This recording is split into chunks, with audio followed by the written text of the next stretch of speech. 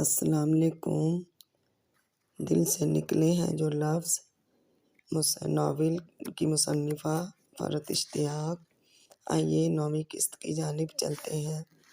21 جون 1986 خوابوں کی حسین تعبیر لیے وہ دن آخر آ پہنچا تھا جب ان لوگوں کی زندگیوں میں خوشیوں نے ہمیشہ ہمیشہ کے لیے آ کر ٹھہر جانا تھا۔ گزری تمام رات وہ جاگتا رہا تھا، خوشیوں کی زندگی میں ہمیشہ ہمیشہ کے لیے شامل ہو جانے میں کتنے پل باقی ہیں۔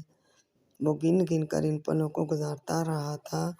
پھر 21 جون کی صبح ناشتے سے فارغ ہوتے ہی اس نے اپنے اپارٹمنٹ کو پھولوں سے سجانا شروع کر دیا تھا۔ اس کام میں اس نے کسی کو اپنی مدد کے لیے شامل نہیں کیا تھا، وہ یہ کام اکیلا کرنا چاہتا تھا۔ وہ خود ہر طرف پھول بچھا کر اس کے استقبال کی تیاریاں کر رہا تھا۔ اپارٹمنٹ کے مین دروازے سے لے کر ان کے بیڈ روم تک کے سارے راستے میں اس نے پھولوں کی پتیاں بچھائی تھیں۔ بیڈ روم میں بڑی محنت سے اس نے یہ اہتمام کیا تھا کہ جیسے ہی وہاں کا دروازہ کھلے اسی وقت دروازے پر بندھی ڈور ڈھیلی ہو کر چھت پر سے اندر آنے والے پر ڈھیر سارے پھول ہی پھول نچھاور کر دے۔ وہ بڑی چاہت سے ایک ایک چیز سجا رہا تھا، اپارٹمنٹ کو پھولوں کی خوشبوؤں سے مہکا رہا تھا۔ وہ کہیں پر بھی کوئی کمی چھوڑنا نہیں چاہتا تھا۔ صبح سے دوپہر تک سب کچھ ٹھیک رہا تھا، اسے ہر چیز ٹھیک لگ رہی تھی، وہ بے تحاشا خوش ہو رہا تھا۔ مگر پھر جیسے جیسے شام ہونے لگی، نہ جانے کیوں اس کا دل گھبرانے لگا۔ اس کے دل کو یہ گھبراہٹ اور پریشانی کیوں ہو رہی تھی، وہ سمجھ نہیں پا رہا تھا۔ وہ اپنے ذہن کو جھٹکنے لگا، دل کی گھبراہٹ کو اپنی خوشی اور ایکسائٹمنٹ کے ساتھ جوڑنے لگا۔ وہ بہت زیادہ خوش ہونے کے سبب بلا وجہ کی گھبراہٹ کا شکار ہو رہا ہے، مگر نہیں، اس کا دل ایک دم ہی تمام سجاوٹوں سے بیزار ہونے لگا تھا۔ اس کا دل بہت پریشان تھا۔ اس کا دل چاہا وہ فون کر کے بدیہا سے بات کر دیا، تم ٹھیک ہو؟ بس اتنی بات پوچھے اور اس کا جواب سنتے ہی فون بند کر دے۔ وہ فون تک آ گیا، مگر پھر ابا میاں کے ہاتھوں کل رات پکڑی جانے والی اپنی حرکت کا سوچ کر خود ہی رک گیا۔ ساری دنیا کے لڑکوں کی شادیاں ہوتی ہیں، مگر ہر کوئی میری طرح کی بچکانہ حرکتیں نہیں کرتا۔ ابا میاں، انکل، آنٹی سب کیا سوچیں گے؟ میں اپنی شادی کے لیے اتنا بے قرار ہوا جا رہا ہوں، مجھ سے چند گھنٹے صبر نہیں ہو رہا۔ چند گھنٹے ہی تو رہ گئے ہیں شادی میں، چند گھنٹوں بعد دیا میری ہی پاس تو ہوگی، میرے ہی ساتھ تو ہوگی، ہمیشہ ہمیشہ کے لیے، زندگی بھر کے لیے۔ بلا وجہ کی وہمی سوچ، بلا وجہ کی گھبراہٹ، وہیں کھڑے کھڑے اس نے خود کو برا بھلا کہا، لعنت ملامت کی۔ وہ وہاں سے واپس مڑا ہی تھا کہ فون کی بیل بجی۔ اس نے جھپٹ لینے والے انداز میں سرعت سے ریسیور اٹھایا۔ عمر، عمر، وہ ابا میاں کی آواز تھی، مگر وہ رو کیوں رہے تھے؟ ریسیور پر اس کی گرفت یکدم ہی مضبوط ہو گئی۔ اس نے جیسے سہارا کے لیے اس کو مضبوطی سے تھام لیا تھا۔ کیا ہوا ابا میاں؟ اس کا دل انجانے وسوسوں میں گھرا تیز تیز دھڑکنے لگا تھا۔ عمر، عمر، دیا، عمر، ودیا، وہ بری طرح رو رہے تھے، اور ودیا کا نام سنتے ہی اسے یوں لگا جیسے تیز تیز دھڑکتا اس کا دل رک گیا ہے۔ جب بات اس لڑکی کی ہوتی تھی تو اس کے دل سے آتا کوئی پیغام کبھی غلط نہیں ہوتا تھا۔ دل کی وہ وہمی سوچیں، دل کی پریشانی سب سچ تھی۔ کیا ہوا دیا کو ابا میاں؟ سکتے کی کیفیت میں وہ یہ جملہ کس طرح بول پایا، اسے خود معلوم نہیں ہو سکا۔ دیا کا ایکسیڈنٹ، عمر، میری بچی، میری جان، وہ ریسیور ان کے ہاتھ سے چھوٹ کر نیچے گرا تھا۔ وہ گاڑی کی چابی ہاتھ میں لیے کہاں بھاگا جا رہا تھا، اسے خود معلوم نہیں تھا۔ وہ گاڑی کن سڑکوں پر اور کس رفتار سے دوڑا رہا تھا، ٹریفک کا شور، اسے سڑکوں پر کچھ دکھائی نہیں دے رہا تھا۔ یا اللہ، یا اللہ، اس کے لبوں سے کوئی دعا نہیں نکل پا رہی تھی، سوائے اس ایک پکار کے۔ اس کے سہمے ہوئے وجود سے صرف اسی ایک نام کی تکرار ہو رہی تھی۔ بغیر کوئی ایکسیڈنٹ کے یہ جانے وہ اسپتال تک کس طرح پہنچ گیا تھا۔ ابا میاں، انکل، آنٹی، ان لوگوں کے کچھ قریبی رشتہ دار چہروں پر خوف اور آنکھوں میں آنسو لیے اسے وہاں بہت سے شناسا چہرے نظر آئے تھے، مگر وہ کہاں تھی؟ یوں ہی ہلکی پھلکی سی چوٹ لگ گئی ہے، ڈاکٹر بینڈیج کر رہے ہیں، ویسے فکر کی کوئی بات نہیں۔ وہ یہ جملہ سننے کی آس میں سب کو دیکھ رہا تھا۔ وہ ابا میاں کے پاس آ گیا۔ وہ اسے دیکھتے ہی اس کے گلے لگ کر پھوٹ پھوٹ کر رونے لگ گئے۔ عمر، دیا تو دلہن بننے جا رہی تھی، وہ تو سجنے اور سنورنے جا رہی تھی، پھر اس نے اس طرح کیوں کیا؟ وہ کیوں ہمیں ڈرا رہی ہے عمر؟ وہ کیوں ہماری محبت کو آزما رہی ہے؟ میں نے اسے آوازیں دیں، اس نے میری کسی آواز پر آنکھیں نہیں کھولیں، مجھے جواب تک نہیں دیا۔ دیا کو کچھ نہیں ہوگا ابا میاں، وہ بالکل ٹھیک ہو جائے گی۔ وہ ان سے زیادہ خود اپنے آپ کو تسلی دے رہا تھا۔ حادثہ کیسے ہوا؟ کب ہوا؟ کس کی غلطی سے ہوا؟ اس نے کسی سے کچھ نہیں پوچھا۔ یہ سوالات وہ خود کر رہے تھے، جن کے لیے یہ حادثہ ایک دردناک خبر اور ایک المناک واقعہ تھا، مگر یہ عمر حسن کے لیے کوئی خبر یا واقعہ نہیں، یہ اس کے لیے اس کی زندگی کی بات تھی۔ اس لیے کہ اندر موت و زشت کی کشمکش میں مبتلا اس لڑکی کے دل کی دھڑکنوں کے ساتھ اس کی دھڑکنیں جڑی تھیں۔ یہ ودیعہ کمال کی زندگی کا نہیں، عمر حسن کی زندگی کا سوال تھا، اور وہ ابھی زندہ رہنا چاہتا تھا، بہت سالوں تک، بہت طویل زندگی۔ میں اس وقت اس کے ساتھ کیوں نہیں تھا؟ وہ خود سے لڑ پڑا۔ وہ اپنے گھر میں پھول سجاتا پھر رہا تھا، اور جس کے لیے وہ تمام پھول تھے وہ ایک حادثے سے دوچار ہو چکی تھی۔ عمر، کیا ہو گیا ہے تمہیں آج کے دن، اس خوشی کے موقع پر مرنے مرانے کی باتیں؟ میں نے تو صرف ایک بات کی تھی دیا، اور تمہیں میری خود غرضی اتنی بری لگی کہ فوراً مجھ سے بدلہ لینے کی ٹھان لی۔ تم نے کبھی میرے ساتھ ایسے نہیں کیا دیا، پلیز مجھے معاف کر دو۔ اب میں ہمیشہ یہی دعا کروں گا کہ ہم دونوں ساتھ مریں۔ ہاں دیا، میں یہی دعا مانگا کروں گا، پلیز پلیز مجھے معاف کر دو، بس ایک بار، صرف ایک بار۔ خدا کے لیے یہ مت کہنا کہ عمر حسن کے بچنے کی کوئی امید نہیں، مجھے میری زندگی کی نوید دو۔ وہ کمال علی خان کے ساتھ ڈاکٹر کے سامنے کھڑا تھا۔ کمال علی خان اس وقت ایک قابل ترین سرجن نہیں، صرف ایک باپ تھے۔ انہوں نے سہارے کے لیے مضبوطی سے عمر کا ہاتھ پکڑ رکھا تھا۔ وہ دونوں خوفزدہ چہروں کے ساتھ آنکھوں میں امید لیے ڈاکٹر کی طرف دیکھ رہے تھے۔ وہ کہہ رہا تھا کہ ودیعہ کی حالت بہت خراب تھی، وہ اسے بچانے کی پوری کوشش کر رہے تھے، مگر ابھی یقین سے کچھ بھی نہیں کہا جا سکتا تھا۔ حادثے میں اس کی ٹانگیں بری طرح متاثر ہوئی تھیں، خاص طور پر اس کا دایاں پیر، گھٹنے سے نیچے اس کا دایاں پیر مکمل طور پر کچل گیا تھا۔ گھٹنے سے نیچے اس کی دائیں ٹانگ بالکل ضائع ہو چکی تھی۔ ڈاکٹرز کا کہنا یہ تھا کہ وہ اگر اس کی جان بچا لینے میں کامیاب بھی ہو گئے تب بھی گھٹنے تک اس کی دائیں ٹانگ کاٹ دینے کے سوا اور کوئی چارہ نہیں ہے، اور وہ کسی ڈاکٹر، کسی سرجن کی کوئی بات ماننے کو ہرگز تیار نہیں تھا، وہ ایسا کبھی بھی نہیں ہونے دے گا۔ کمال علی خان نے شہر کے تمام بڑے آرتھوپیڈک سرجن سے رابطہ کیا تھا، جہاں تک ان کی رسائی تھی وہ تمام بڑے آرتھوپیڈک سرجن تک پہنچے تھے۔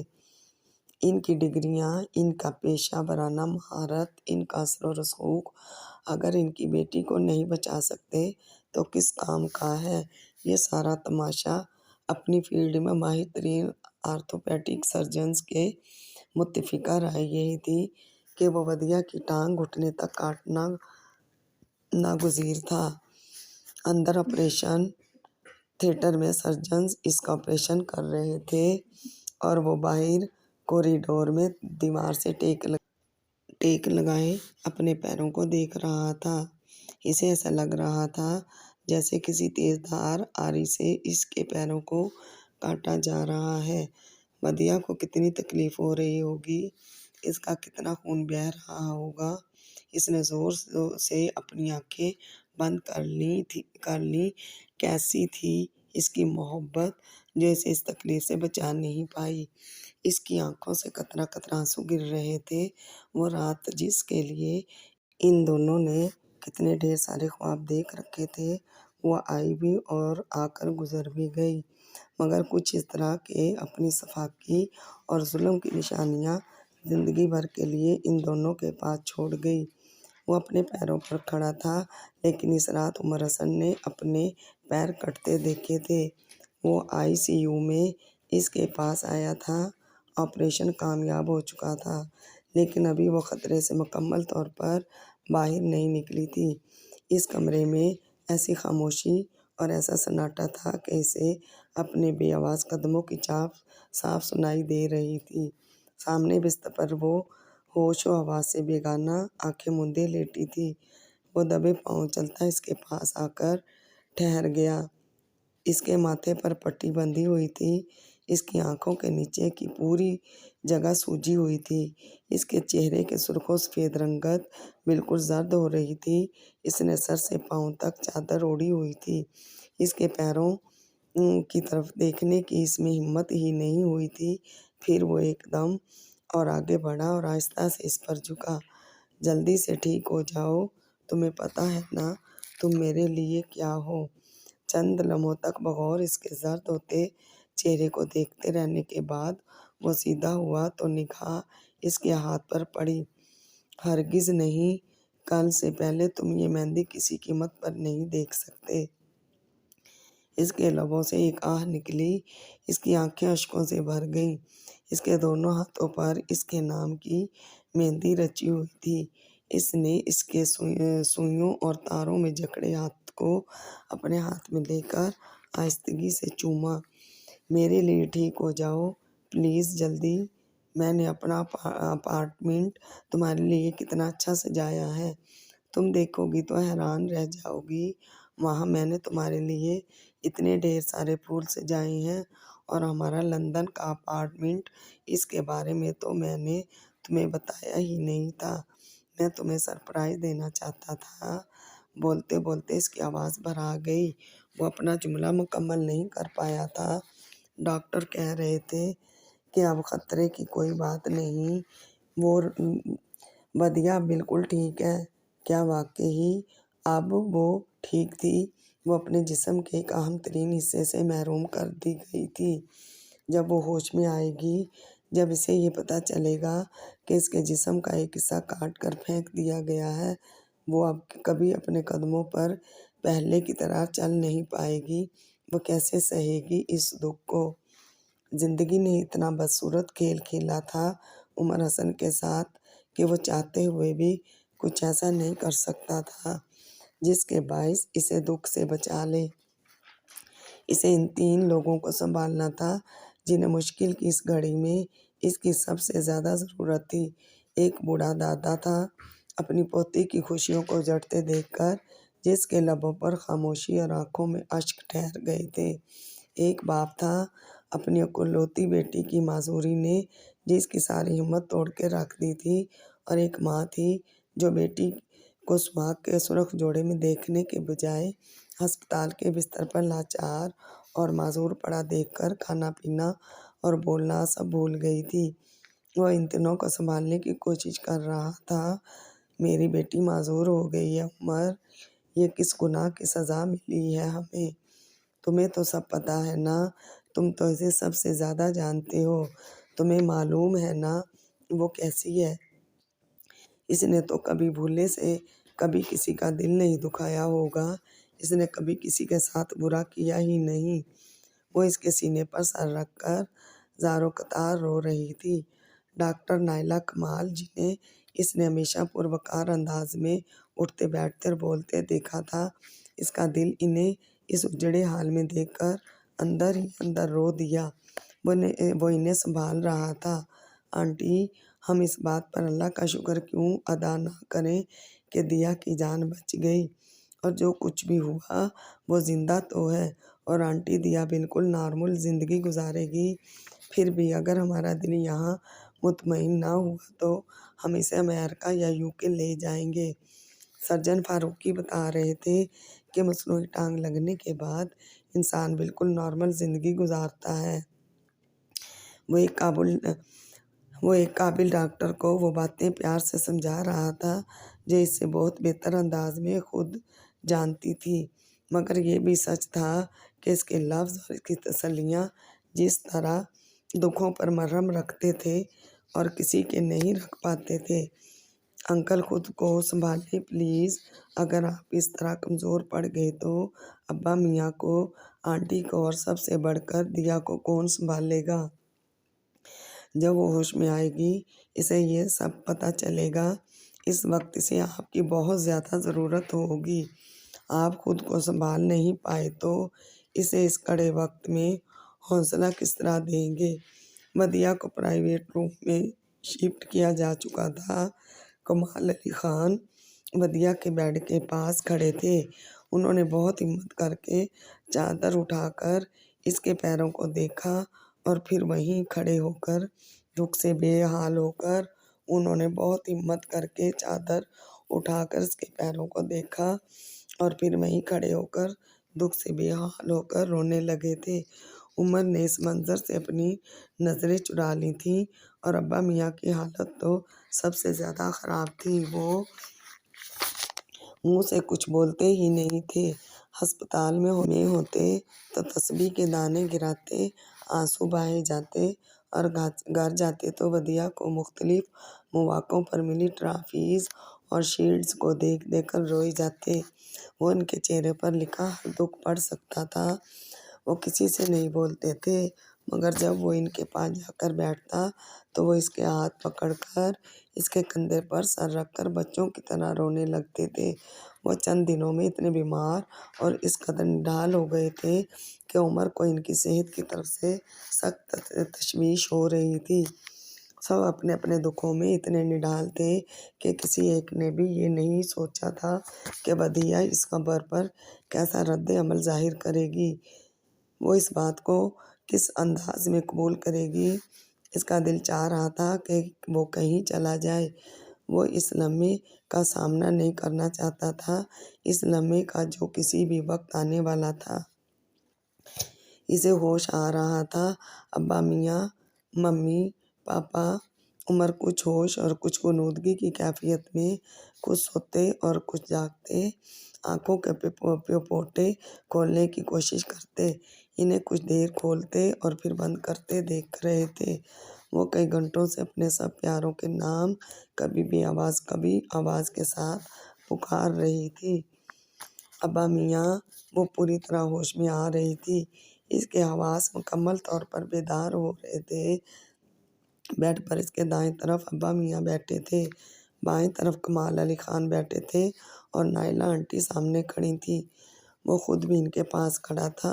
وہ ان تین لوگوں کو بہت سارا حوصلہ دلا کر، بہت سمجھا کر یہاں لایا تھا، لیکن بظاہر بہادری سے مسکرا کر کھڑے ہونے کے باوجود اندر ہی اندر خود اس کے حوصلے ٹوٹ رہے تھے۔ ابا میاں، ممی، اس نے بڑی مشکلوں سے آنکھیں کھول کر پکارا۔ نائلہ کمال، جو عمر کے سمجھانے پر بہت دیر سے اپنے آنسوؤں کو روکنے کی کوشش کر رہی تھی، ودیعہ کو آنکھیں کھولتا دیکھ کر ان کے ضبط کے سارے بندھن ٹوٹ گئے تھے۔ منہ پر ہاتھ رکھ کر روتے ہوئے وہ بھاگ کر کمرے سے باہر نکل گئی تھیں۔ ودیعہ کی نظریں اپنے پاس بیٹھے ابا میاں پر جمی تھیں۔ انہوں نے اس کے ماتھے پر شفقت سے ہاتھ رکھا ہوا تھا، مگر وہ کچھ بھی بول نہیں پا رہے تھے۔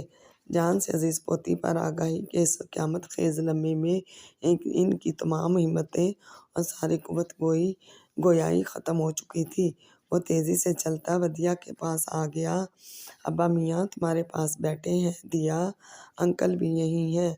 آنٹی ابھی تھوڑی دیر پہلے یہاں سے گئی ہیں، وہ بہت تھک گئی تھی نا، میں نے ان سے کہا کہ اب ہم تینوں یہاں ہیں، آپ گھر جا کر آرام کریں۔ میں نے ٹھیک کہا نا دیا؟ اس کے چہرے پر مسکراہٹ تھی، لہجہ بھی بڑا ہموار اور پرسکون تھا، اس میں دور دور تک کسی غم یا دکھ نے ٹھیک کیا نہ دیا۔ اس کے چہرے پر مسکراہٹ تھی، لہجہ بھی بڑا ہموار اور پرسکون تھا، اس میں دور دور تک کسی غم یا دکھ کی پرچھائی تک نہیں تھی۔ عمر، اس نے گردن قدرے ترچھی کر کے اسے دیکھا، اس کی نگاہ عمر کے مسکراتے چہرے پر تھی۔ تمہارا ایکسیڈنٹ ہو گیا تھا دیا، کتنا پریشان کیا ہے تم نے ہم سب کو۔ ابا میاں کی حالت دیکھو، تمہاری وجہ سے کتنے فکر مند ہیں۔ ذرا ہسپتال سے ڈسچارج ہو جاؤ، پھر دیکھنا میں تم سے کتنا لڑوں گا۔ وہ بوڑھا دادا اور وہ کمزور پڑتا باپ کچھ بول نہیں پا رہے تھے، وہ بس اپنے آنسوؤں کو ضبط کر کے جبراً مسکرا رہے تھے۔ بدیہا نے سینے سے اوپر تک چادر اوڑھی ہوئی تھی۔ عمر کا جواب سن کر اس نے چونک کر بیڈ کو، اپنے ہاتھ میں پے بس سوئی کو اور اپنے اوپر پڑی چادر کو دیکھا۔ ایکسیڈنٹ؟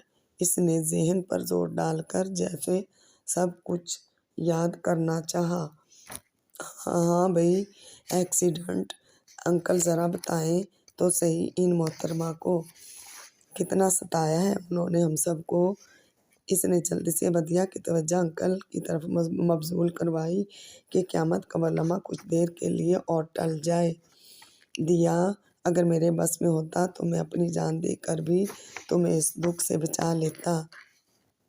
بدیہا کچھ الجھی لیٹی تھی، وہ اب مکمل طور پر ہوش میں تھی، اس کے چہرے پر تشویش اور پریشانی پھیلی ہوئی تھی۔ اس کے ساتھ کیا ہوا ہے یہ تو اسے پتہ نہیں چل رہا تھا، لیکن کچھ ہوا ضرور ہے، یہ اس کا دل یقیناً اسے بتا رہا تھا۔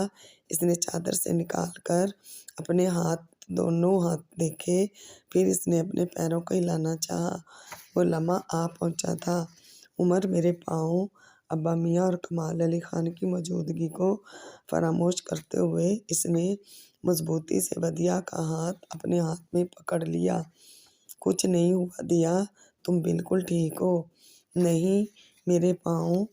اس نے جھنجھلا کر دوبارہ اپنے پیروں کو ہلانا چاہا، اس کا بایاں پیر بھی مکمل طور پر پٹیوں میں جکڑا ہوا تھا۔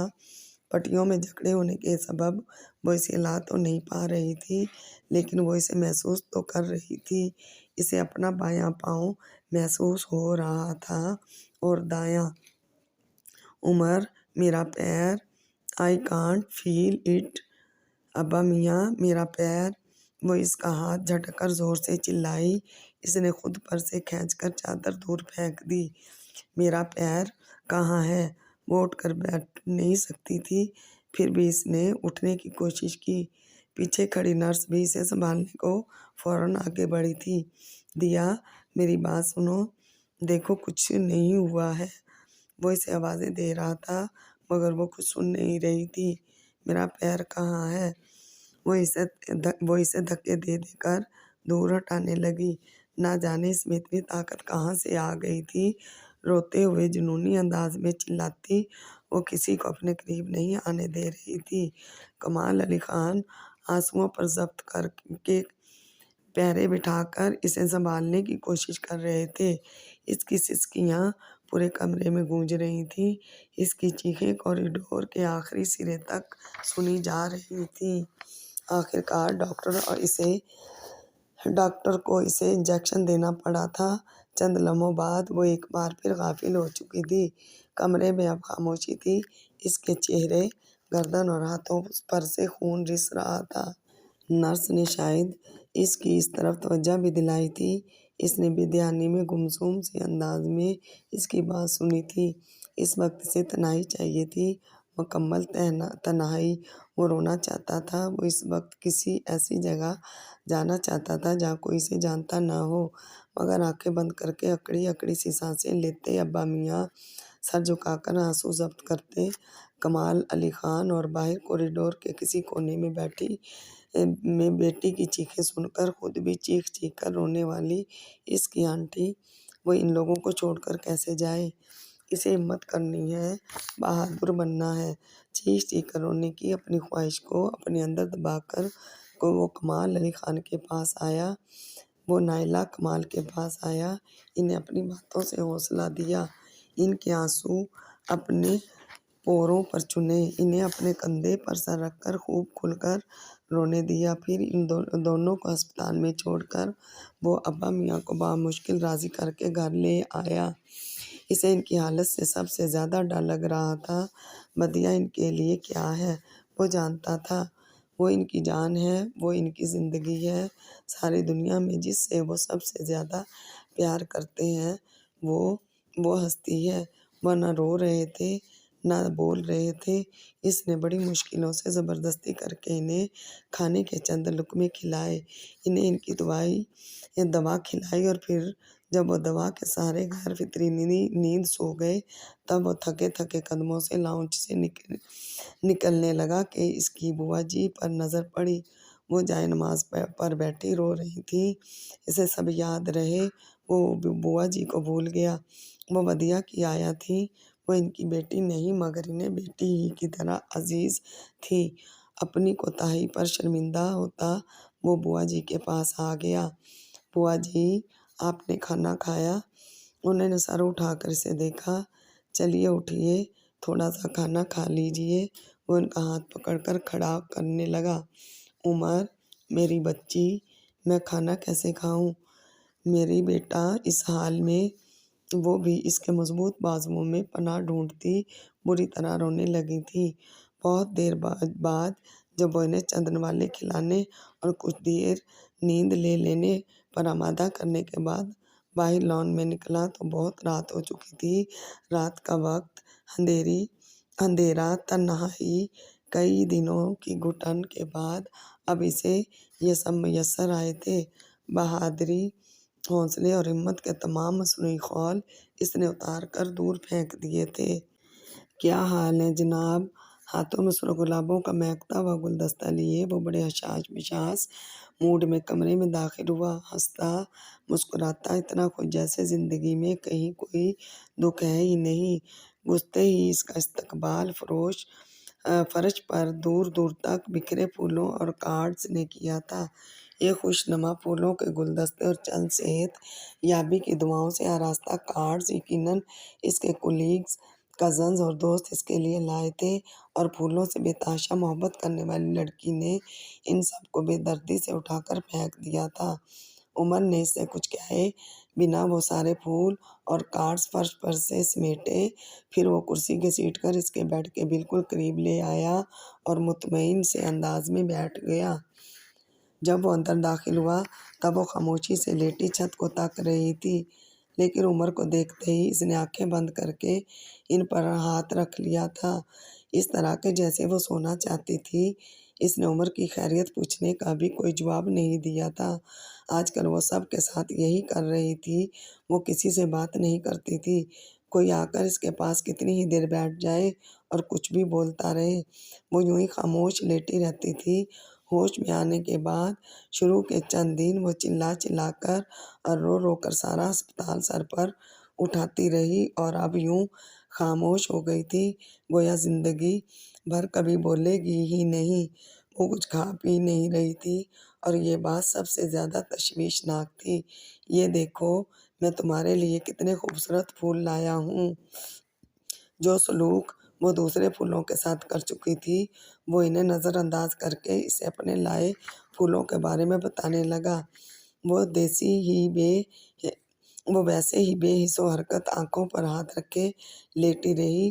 عمر کی لا تعلقی اور بیگانگی کو دیکھنے کے باوجود بیڈ کے برابر رکھی میز پر موجود گلدان میں اپنے لائے ہوئے پھول سجانے لگا۔ آج میں تمہارے لیے بہت ساری کتابیں بھی لایا ہوں۔ بڑا سا پلاسٹک بیگ اس نے بیڈ پر بدیہہ کے پاس ہی رکھ دیا تھا۔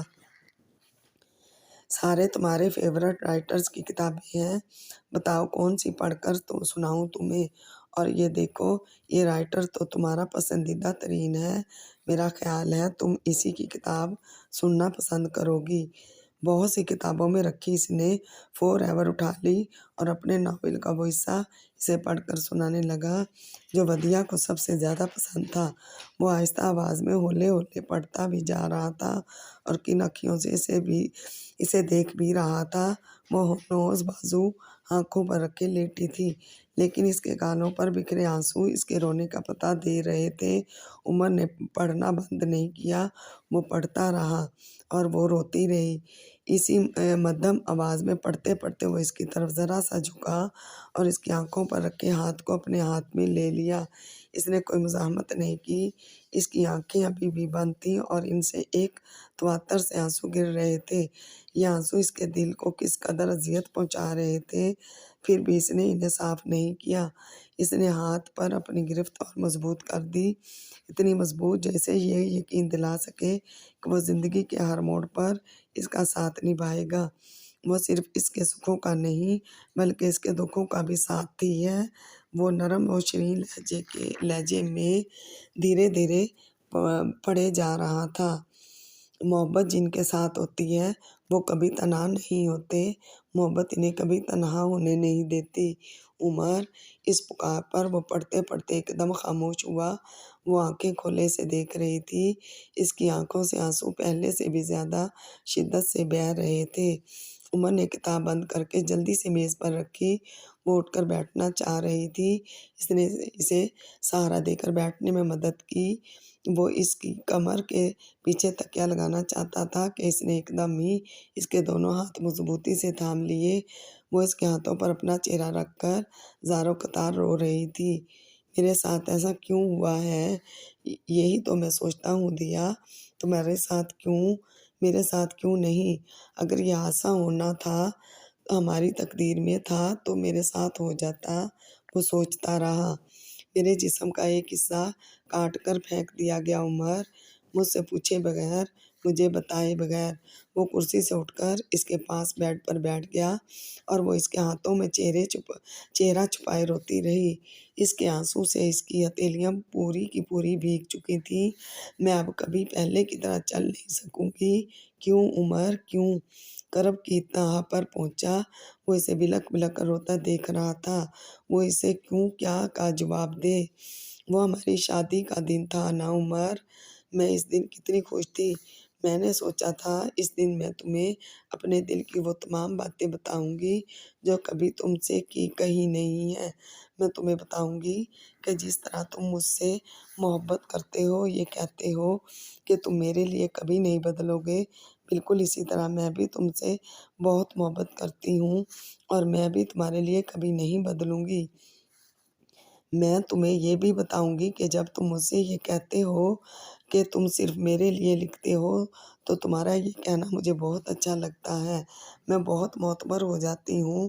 میں خود کو دنیا کی سب سے خوش قسمت لڑکی سمجھتی ہوں، سب سے خوش قسمت لڑکی جسے کوئی اتنی شدت سے چاہتا ہے۔ کرب اور اذیت سے اسے دیکھتا۔ وہ کچھ کہنا چاہتا تھا لیکن کیا؟ تسلی دینے کے لیے ادا کیے جانے والا ہر فقرہ بے معنی اور رسمی لگ رہا تھا۔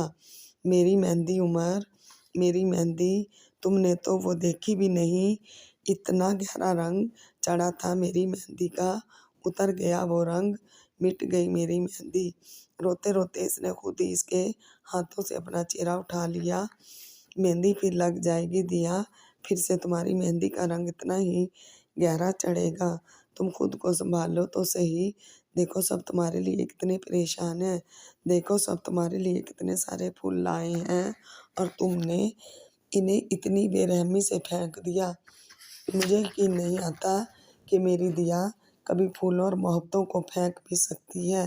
اس نے اس کا چہرہ اپنے ہاتھ میں تھام لیا اور دوسرے ہاتھ سے اس کے آنسو صاف کرتے ہوئے آہستگی اور نرمی سے بولا، ہاں میں نے انہیں پھینک دیا تھا عمر، یہ پھول اور یہ محبتیں کیا مجھے میرے جسم کا وہ کھویا ہوا حصہ لوٹا سکتے ہیں؟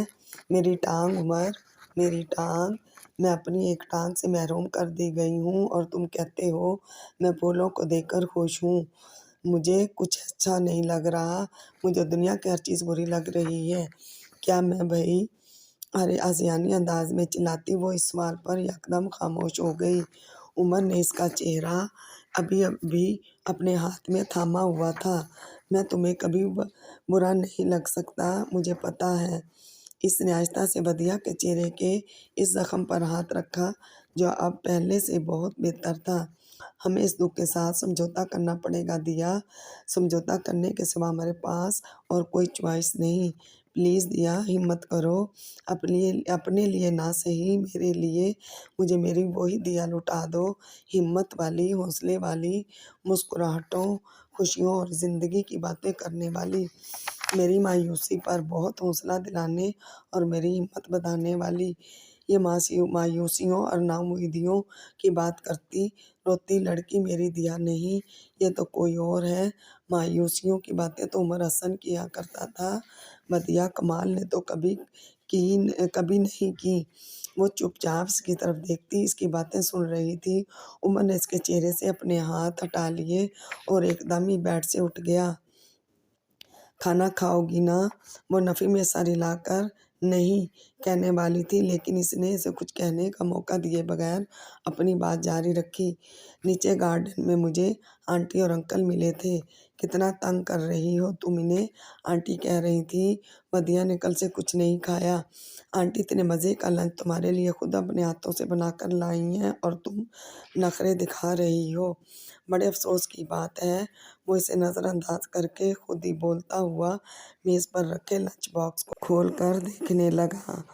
अरे वाह, सलाद, सूप और स्पैगेटीज़। जल्दी से बताओ क्या खाओगी? स्पैगेटीज़ प्लेट में निकालने से पहले इसने जवाब तलब निगाहों से इसे देखा। इसे बाज़ी देखकर इसने गर्दन इकरार में हिला दी।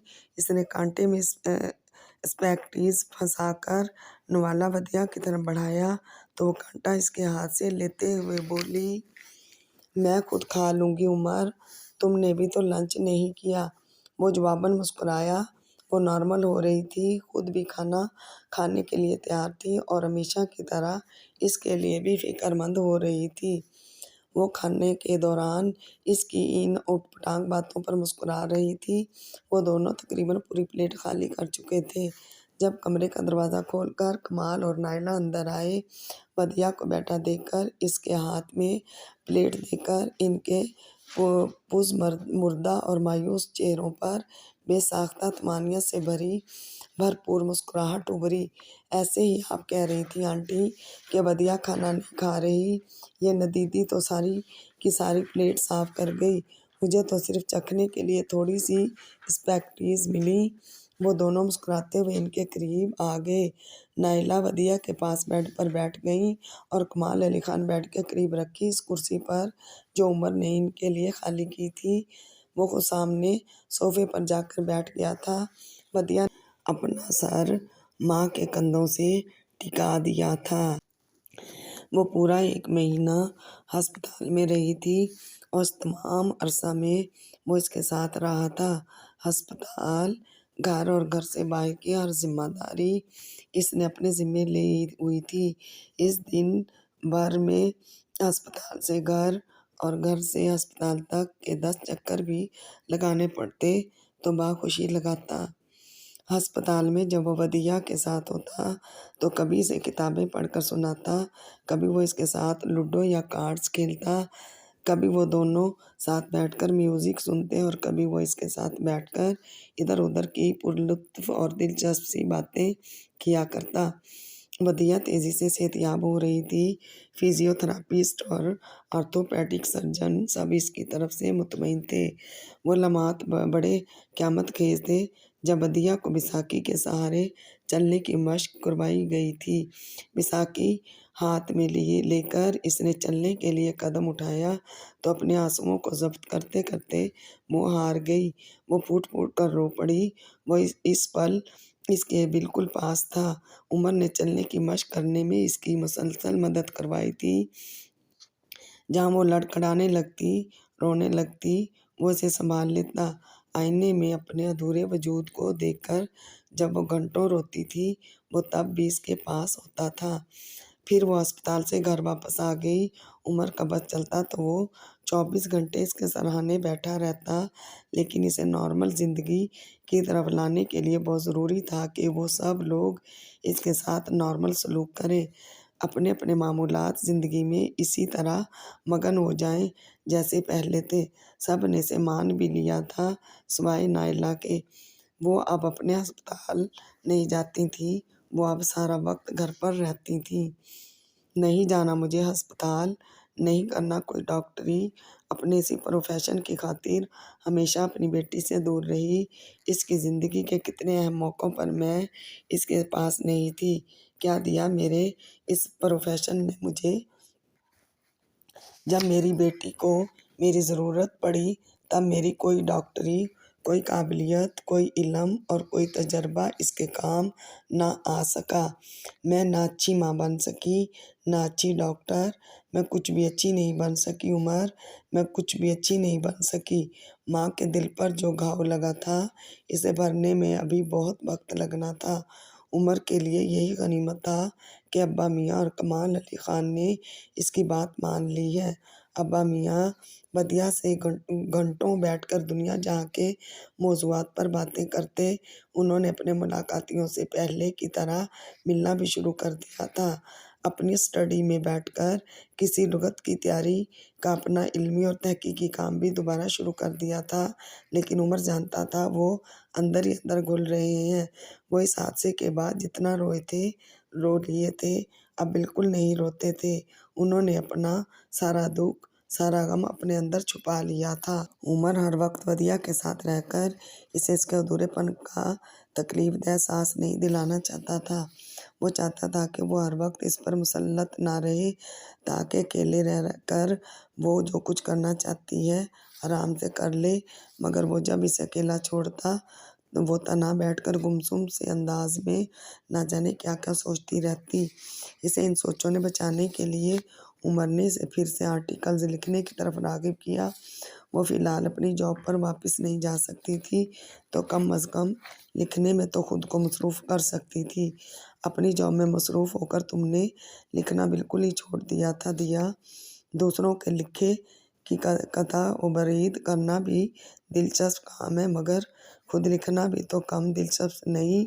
फिर आजकल तुम्हारे पास फुर्सत भी है, लिख डालो। महंगाई के ख़िलाफ़, हुक्मरानों के जुल्म, सियासतदानों के मकारियों के ख़िलाफ़, ब्यूरोक्रेसी के ख़िलाफ़, जुल्म और नाइंसाफ़ी के ख़िलाफ़।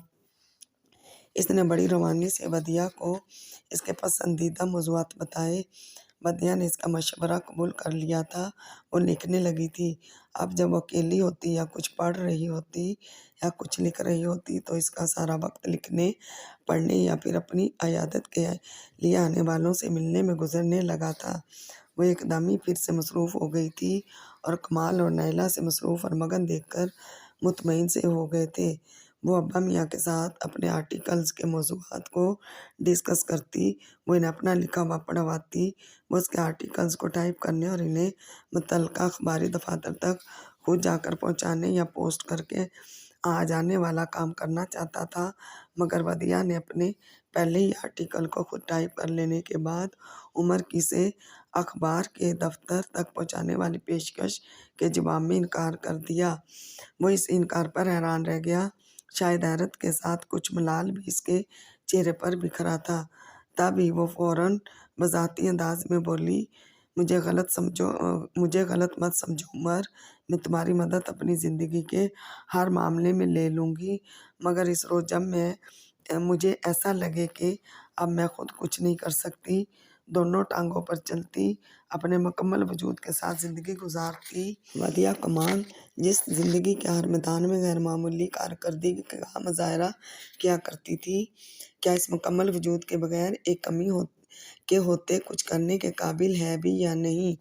इस रोज़ मेरे पास इस सवाल का जवाब नफ़ी में आया। जिस रोज़ मैं हार मान गई, इस रोज़ मैं तुम ही से मदद मांगूंगी उमर, सिर्फ तुमसे। जिस रोज़ वो हार जाए, वो इसे हारता हुआ किसी तरह देख सकता था। इसने खुदा से दुआ मांगी कि एक वदिया कमाल ज़िंदगी में कभी कहीं किसी जगह पर ना हारे। वदिया को अस्पताल से घर आए 1.5 महीना हो रहा था। جو روگ زندگی بھر کے لیے سے لگا تھا وہ تو لگ چکا تھا، اس ادھورے پن کے ساتھ تو اب اسے ساری زندگی گزارنی تھی، مگر اس کے علاوہ باقی وہ اب ہر طرح سے ٹھیک تھی، وہ سفر کر سکتی تھی۔ اسی لیے عمر اب اماں میاں سے شادی کے بارے میں بات کرنا چاہتا تھا۔ اسے لندن واپس جانا تھا، وہاں بہت سے کاموں کا حرج ہو رہا تھا۔ جان بیکم اور الزبتھ اور اولیور مسودے کے لیے کئی بار سے فون کر چکے تھے۔ وہ اس کی دوسری کتاب جلد از جلد چھاپنا چاہتے تھے۔ وہ کالج سے جتنی رخصت لے کر آیا تھا وہ وقت تو کب کا گزر بھی چکا تھا، اب اسے جلدی سے جلد لندن واپس جانا تھا، اور اسی لیے وہ ابا میاں سے شادی کی نئی تاریخ رکھنے کی بات کرنا چاہ رہا تھا، لیکن وہ جانتا نہیں تھا کہ جن سے وہ اپنی شادی کی نئی تاریخ رکھنے کی بات کرنے والا ہے وہ نہ اس کی شادی کی نئی تاریخ رکھ پائیں گے اور نہ اس میں شرکت کر پائیں گے۔ اتنے چپ چاپ، اتنی خاموشی سے انہوں نے آنکھیں بند کی تھیں کہ یقین ہی نہیں آتا تھا کہ کوئی یوں بھی جا سکتا ہے۔ عمر کے ہاتھ سے پانی پی کر بدیہا سے باتیں کرتے کرتے انہوں نے کلمہ پڑھا تھا، ایسی موت جس کی لوگ تمنا کرتے ہیں، چلتے پھر ہاتھ پیر، نہ کسی سے خدمت لی، نہ تیمارداری کروائی، آخری وقت تک اپنا ہر کام اپنے ہاتھوں سے خود کرتے ہوئے موت اپنے وقت پر ہی آتی ہے۔ ان کی موت کا بھی وہی وقت مقرر تھا، مگر اتنا دکھ ساتھ لے کر جسے دلہن نہ دیکھنے کی برسوں سے چاہ تھی، اسے اس روم میں دیکھے بغیر انہیں شاد اور آباد دیکھ کر خوش اور مطمئن اس دنیا سے رخصت ہوتے تو ان کے جانے کا غم سہنا آسان ہو جاتا، مگر اب یہ غم سہنا برداشت سے بہت زیادہ لگ رہا تھا۔ آنکھیں بند کر کے گہری نیند سوئے اس بارش اور پروقار جھریوں بھرے چہرے کو وہ اپنی آنسوؤں سے بھری آنکھوں میں جذب کر رہا تھا۔ وہ یتیم پیدا ہوا تھا، مگر آج حقیقی معنوں میں وہ یتیم ہو گیا تھا۔ اس کے سر پر سے باپ کا سایہ اٹھ گیا تھا، اس نے جھک کر ان کی پیشانی کو بوسہ دیا تھا۔ ان کے جنازے میں شرکت کے لیے اتنے بے شمار اجنبی چہرے آئے تھے جنہیں کمال، نائلہ، عمر، بدیہا میں سے کوئی بھی نہیں جانتا تھا۔ بری طرح دھاڑے مار مار کر روتے ہوئے وہ اجنبی چہرے، وہ لاتعداد اجنبی افراد جو بری طرح روتے ان سب سے تعزیت کا اظہار کر رہے تھے، یہ لوگ ان میں سے اکثر کو نہیں جانتے تھے۔ عمر ڈبڈباتی آنکھوں سے ان روتے ہوئے لوگوں کو دیکھ رہا تھا، نہ جانے ان میں سے کس کس کی وہ خفیہ طریقے سے کیا کیا مدد کیا کرتے تھے، ان میں سے کس کس کی زندگی کا وہ آسرا تھے۔ انہیں لحد میں اتارتے وقت عمر حسن یہ جانتا تھا کہ وہ اس دنیا سے اپنے سینے میں ایک غم ساتھ لیے ضرور گئے ہیں، مگر وہاں اس ابدی زندگی میں، اس لافانی جہان میں اس کے لیے آسانیاں ہی آسانیاں تھیں، سکھ ہی سکھ تھے کہ ان کی نجات اور بخشش کا ذریعہ صرف عمر حسن ہی نہیں، نہ جانے کون کون بننے والا تھا۔ بدیہا کی زندگی کے جس ادھورے پن کا غم اپنے سینے میں لے گئے ہیں، میں اس ادھورے پن کو ختم تو نہیں کر سکتا، میں سے اس کا وہ مکمل وجود لوٹا تو نہیں سکتا، مگر میں عمر حسن آپ سے یہ وعدہ کرتا ہوں ابا میاں کہ بدیہا کی زندگی میں اتنی خوشیاں بھر دوں گا، اتنی خوشیاں کہ اپنی زندگی کی اس کمی کی طرف دھیان دینے کی اسے فرصت تک نہیں ملے گی۔ جسمانی طور پر وہ نامکمل ہوگی، ادھوری ہوگی، مگر روحانی طور پر نہ میں اسے نامکمل رہنے دوں گا اور نہ ادھورا۔ اس کمی کے ہوتے ہوئے بھی میں اس کی زندگی میں کوئی کمی نہیں رہنے دوں گا۔ یہ وعدہ عمر حسن نے اپنے ابا میاں کی روح کے ساتھ کیا تھا۔ سب صدمے سے نڈال تھے اور عمر کا سینہ، اس کے شانے، اس کی باہیں سب کے غم سمیٹنے کو تیار۔ وہ خود کتنا دکھی ہے، وہ خود کتنا رونا چاہتا ہے، یہ جب وہ بالکل اکیلا ہوتا تب تھوڑی سی دیر کے لیے سوچا کرتا، ورنہ اکیلے میں بھی اسے کمال، نائلہ، بوا جی اور سب سے بڑھ کر بدیہا کی فکر لگی رہتی۔ اپنی زندگی کے اتنے بڑے سانحے کے بعد ابا میاں کی دائمی جدائی کا غم، وہ اس کی حالت سمجھ سکتا تھا، وہ اس کا درد محسوس کر سکتا تھا، لیکن اسے بدیہا کے ساتھ ساتھ گھر کا بیٹا بن کر دکھانا تھا۔ اس نے کمال علی خان اور نائلہ سے ان کے تمام تفکرات اور پریشانیاں لے لی تھیں، گھر کے ہر کام کی ذمہ داری اس نے اپنے اوپر لے لی تھی۔ نائلہ اس کا چہرہ اپنے ہاتھوں میں لے کر بارہا کہتی، عمر خدا نے تم جیسا بیٹا دے کر بیٹا نہ ہونے کے میرے سارے گلے دور کر دیے۔ عمر تم اتنے پیارے بیٹے ہو جس پر ہر ماں فخر کرے۔ بدیہہ ابا میاں کے انتقال پر بہت روئی تھی، مگر پھر آہستہ آہستہ نہ جانے اسے کیا ہونے لگا، اس کے مزاج میں عجیب سی تبدیلی آنے لگی۔ اس نے رونا چھوڑ دیا، اس نے بولنا چھوڑ دیا، اس نے گوشہ نشینی اختیار کر لی، اس نے اپنے کمرے سے نکلنا چھوڑ دیا۔ وہ جس صدمے سے گزر رہی تھی اس سے سبھی واقف تھے۔ ابھی تو وہ اپنے ادھورے پن کے ساتھ پوری طرح سمجھوتا نہیں کر پائی تھی کہ ابا میاں یوں چلے گئے۔ ایک کے بعد ایک آنے والے ان دکھوں نے اسے توڑ پھوڑ کر رکھ دیا ہے، یہ عمر بھی جانتا تھا اور باقی سب بھی۔ سب اس سے باتیں کرتے، اس کا دل بہلانے کے جتن کرتے، مگر وہ جیسے بہلنا چاہتی ہی نہیں تھی۔ اس کا جی چاہتا تو کسی کی بات کا کوئی جواب دے دیتی، ورنہ بولنے والا گھنٹوں بول کر بولتا رہتا اور وہ ہونٹوں پر چپ کی مہر لگائے ساکت بیٹھی رہتی۔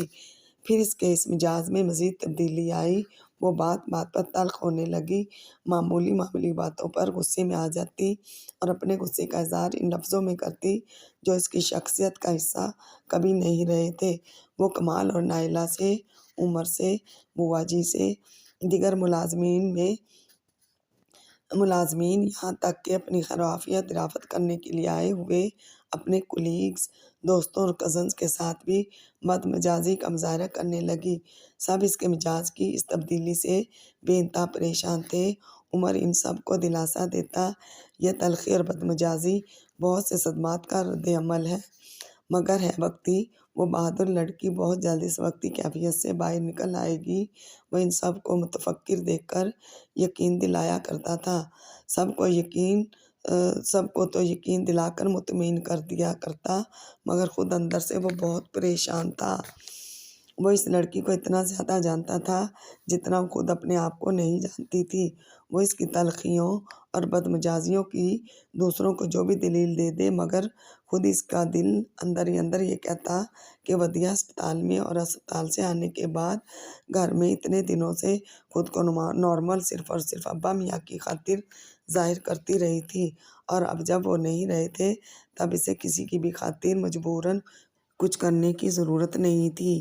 اس کی بد مزاجی کو دیکھتے ہوئے اس کے کولیگز اور کزنز نے اس کے پاس آنا بتدریج کم کرتے کرتے تقریباً ختم کر دیا تھا، اور اسے جیسے کسی کے آنے یا نہ آنے سے کوئی فرق پڑتا ہی نہیں تھا۔ وہ جانتے بوجھتے خود کو تنہا کر رہی تھی، اور یہ تمام صورتحال عمر کے لیے بے انتہا تشویشناک تھی۔ وہ اپنی تشویش اور پریشانیوں کو اپنے اندر ہی چھپائے اس کے پاس معمول کے انداز میں جاتا، اس سے باتیں کرتا، اس کی کڑوی کسیلی باتیں مسکراتے ہوئے سنتا۔ وہ ان دنوں سبھی کے ساتھ تلخ تھی، مگر عمر کے ساتھ یہ چڑچڑاپن، بد مزاجی اور تلخی سب سے زیادہ تھی۔ وہ اس کے پاس جاتا تو بیزاری کا اظہار کرتی، وہ اس سے باتیں کرتا تو اکھڑے اکھڑے انداز میں جواب دیتی۔ وہ اس کی اس بیزاری اور چڑچڑے پن کی پرواہ کیے بنا اس کے پاس اسی طرح آتا، اسی طرح بیٹھتا، اسی طرح باتیں کرتا۔ پھر اس روز وہ اس کے پاس آیا تو وہ بہت خوش تھا۔ بدیہہ کی بد مزاجی اور چڑچڑے پن کو ختم کرنے کی دوا اس کے پاس لندن سے جان بیکم نے بھیج دی تھی۔ اس کے موڈ کو بحال کرنے کی کوششیں کرتا پریشان ہو رہا تھا کہ مسئلہ اپنے آپ حل ہو گیا۔ جان بیکم نے اسے مسودہ جلد از جلد بھجوانے کا ناراضی اور خفگی سے ملا جلا خط لکھنے کے ساتھ اپنے پاس آئے عمر کے بے شمار مداحوں کے خطوط بھی ساتھ ہی ارسال کر دیے۔ میرا نہیں تو اپنے چاہنے والوں کا ہی خیال کر لو۔ عمر اس کی چالاکی پر مسکرایا تھا۔ ایڈیٹرز اور پبلشرز سے بہتر یہ بات کون جانتا ہے کہ رائٹرز سے لکھوانے اور ان کی تخلیقی صلاحیتوں کو ریچارج کرنے کا سب سے مؤثر ان کی تعریفیں ہوا کرتی ہیں۔ وہ ان خطوط کو دیکھ کر بہت خوش ہوا تھا، اپنے چاہنے والوں کی محبتوں پر سرشاری سے مسکرایا تھا۔ بہت دنوں بعد کہیں سے خوشی کی کوئی خبر زندگی میں آئی تھی، مگر زیادہ خوش وہ بدیہہ کا سوچ کر ہوا تھا۔ اب وہ اس کا موڈ ٹھیک کر سکتا تھا، اسے خوش کرانے، مسکرانے اور ہنسنے پر مجبور کر دینے والا جادوئی کرشمہ اس کے ہاتھوں میں تھا۔ عمر کے لکھنے کی تعریفیں ہوں، اس کے قصیدے پڑھے جائیں اور بدیہہ خوش نہ ہو، ایسا ہونا ناممکن تھا۔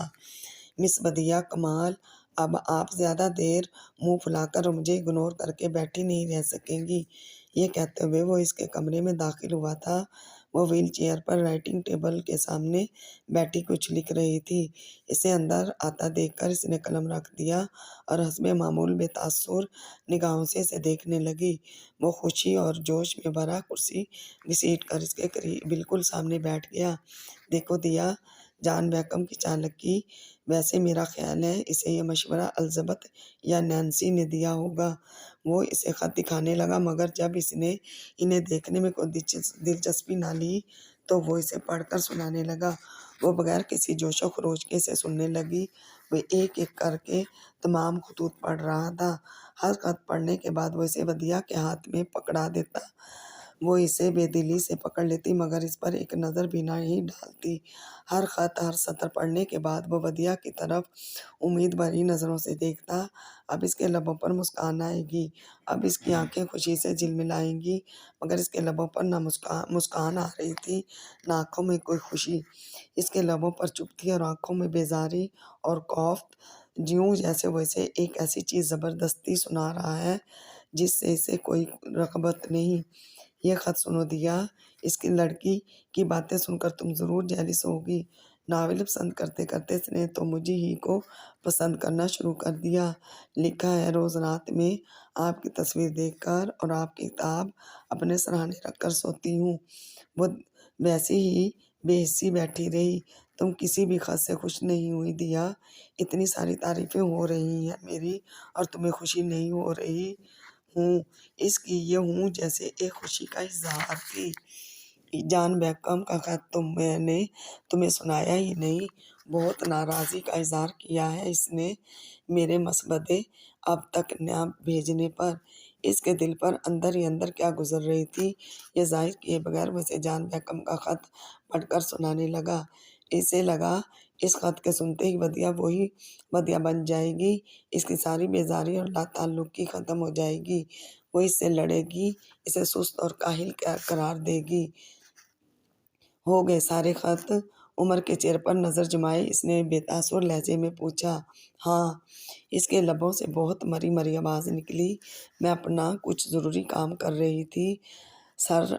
سرد اور سپاٹ لہجے میں اس نے اپنی فائل کی طرف اشارہ کیا اور میز پر رکھا قلم واپس اٹھانے لگی۔ اس نے بے یقینی سے ودیا کو دیکھا اور پھر وہ وہاں سے مردہ قدموں سے چلتا اس کے کمرے سے باہر آ گیا۔ وہ بہت دیر اکیلا بیٹھا، ودیا کے رویے پر دکھی ہوتا رہا۔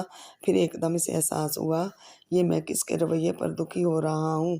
ودیا کے، وہ جو خود اتنے دکھ اٹھا رہی ہے۔ وہ فوراً اس صوفے پر سے اٹھا۔ اس کے کسی بھی رویے پر دکھی ہونے سے پہلے یہ تو سوچ لینا چاہیے کہ وہ کس کرب سے گزر رہی ہے۔ ایک کمی، ایک بہت بڑی کمی سہ رہی ہے اور میری محبت بھی اس کی اس کمی کو دور نہیں کر سکتی۔ بس یہ ہے تمہاری محبت، صرف اتنی۔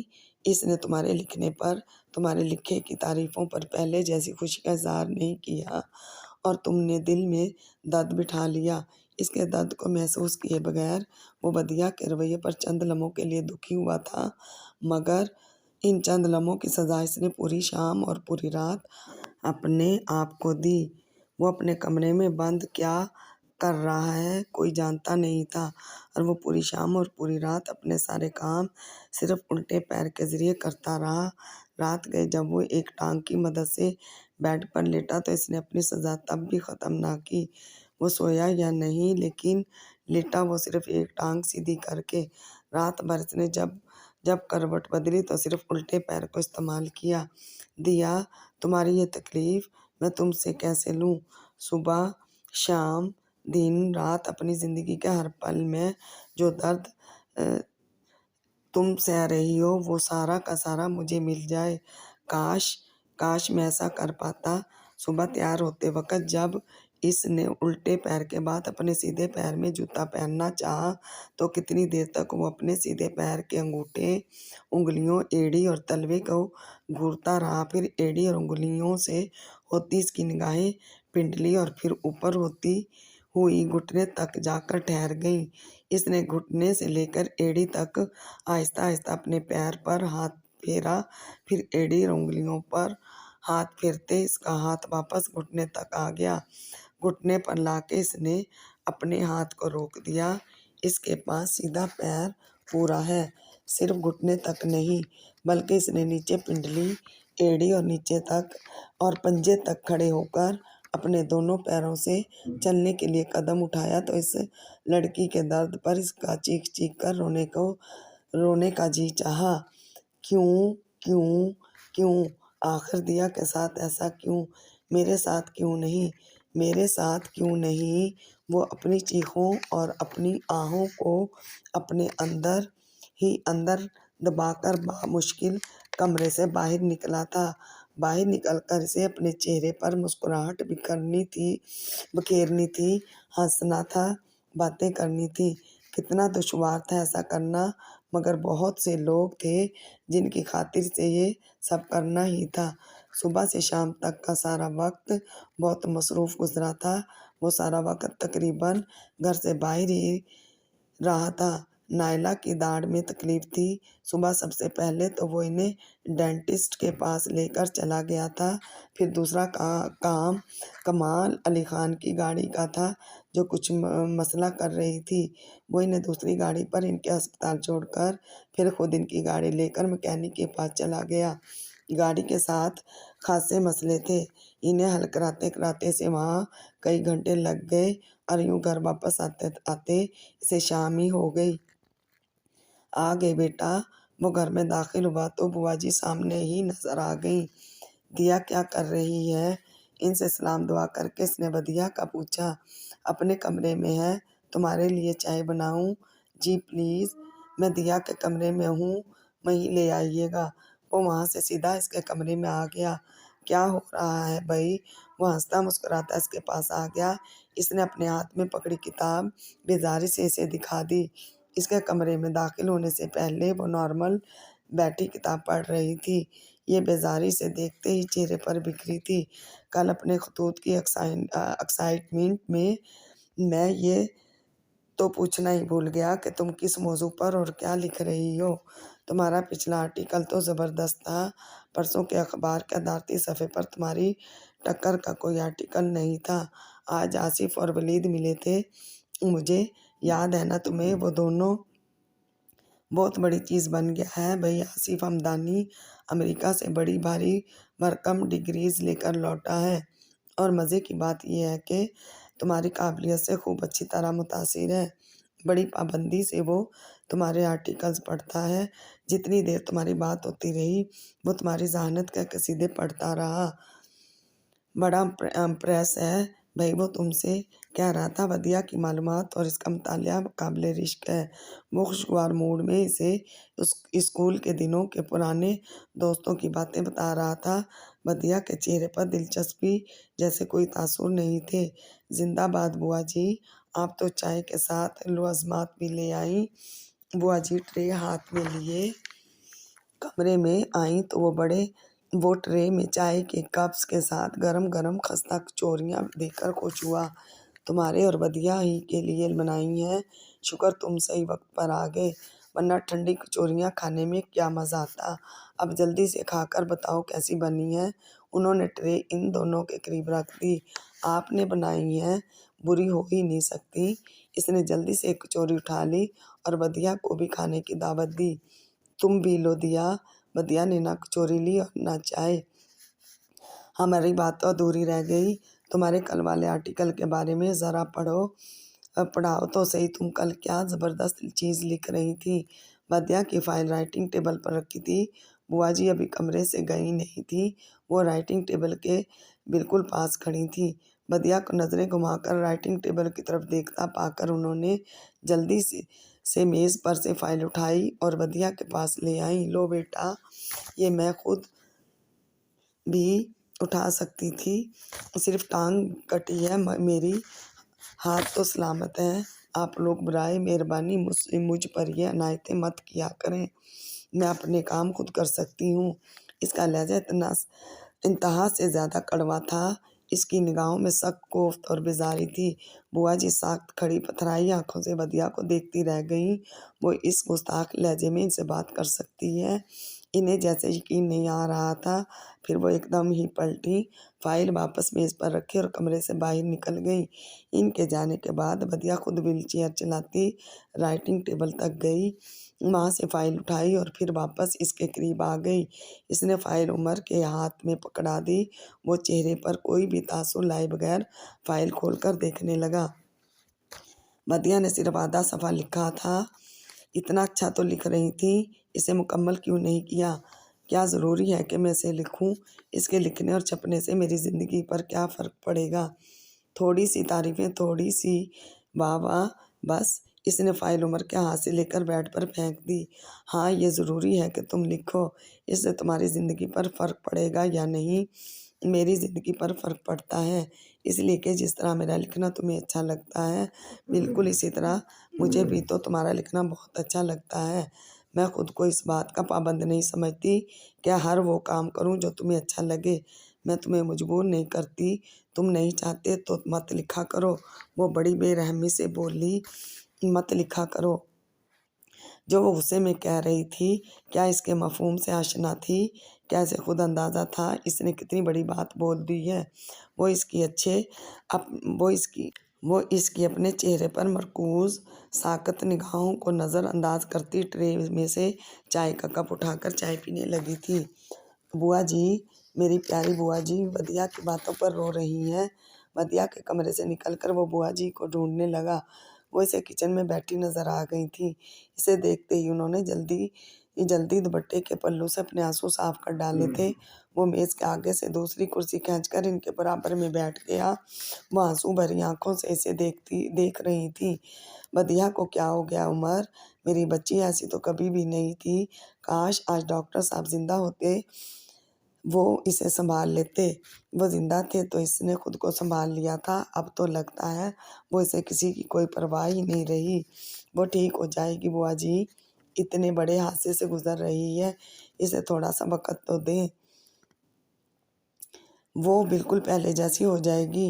یہ تلخی اور یہ کڑواپن اس کا مزاج نہیں، ہم سب جانتے ہیں۔ وہ تو پھر بھی دوسروں سے بہت زیادہ حوصلے والی ہے۔ اس کی جگہ ہم میں سے کوئی ایسے حادثے سے گزرتا تو اتنی آسانی سے اسے قبول نہیں کر سکتا تھا جیسے وہ کر رہی ہے۔ ابھی وہ اپنے بکھرے وجود کو جوڑ رہی ہے، زندگی کو نئے سرے سے جینے کی کوشش کر رہی ہے۔ ہمیں اس کا ساتھ دینا ہے، اسے بدگمان نہیں ہونا، اس سے خفا نہیں ہونا۔ ان کے آنسو صاف کرتے اس نے بہت پیار سے انہیں سمجھایا، اگر تم نہ ہوتے عمر، میری بیٹی کا کیا ہوتا؟ وہ تو گھٹ گھٹ کر مر جاتی۔ ہم میں سے کوئی اسے ایسے نہیں سمجھتا جیسے تم سمجھتے ہو۔ انہوں نے اس کے ماتھے کو بے اختیار چوما۔ مگر یہ کیسی بات تھی کہ دوسروں کو بدیا کے رویوں کی توجیہات دینے والا عمر حسن اپنے کمرے میں آتے ہی نڈال سا ہو گیا۔ تم نہیں چاہتے تو مت لکھا کرو۔ وہ بدیا کی کسی بات پر دکھی نہیں ہوگا، وہ بدیا کے کسی رویے پر درد محسوس نہیں کرے گا۔ وہ جو کچھ کہتی ہے صرف غصے میں۔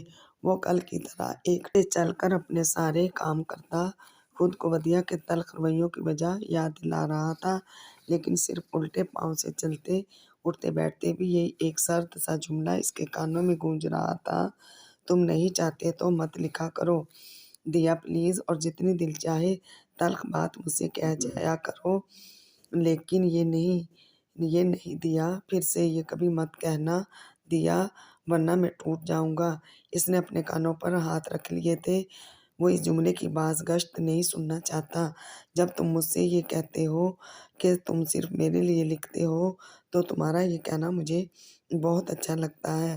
کچھ من چاہے جملے اس نے اپنے ذہن میں دہرانے شروع کر دیے تھے تاکہ اس تلخ ترین جملے کے اثر سے نکل سکے۔ تم کہانیاں میرے لیے بناتے ہو، مگر انہیں آئندہ سنا سب کریں گے عمر حسن۔ جب تمہاری کہانیاں میرے لیے ہیں تو پھر وہ کہیں چھپیں گی یا پھینکیں گے، یہ فیصلہ کرنے کا حق بھی صرف مجھے ہے۔ تم لکھنا مت چھوڑو عمر، کسی اور کے لیے نہ سہی، تم میرے لیے لکھو۔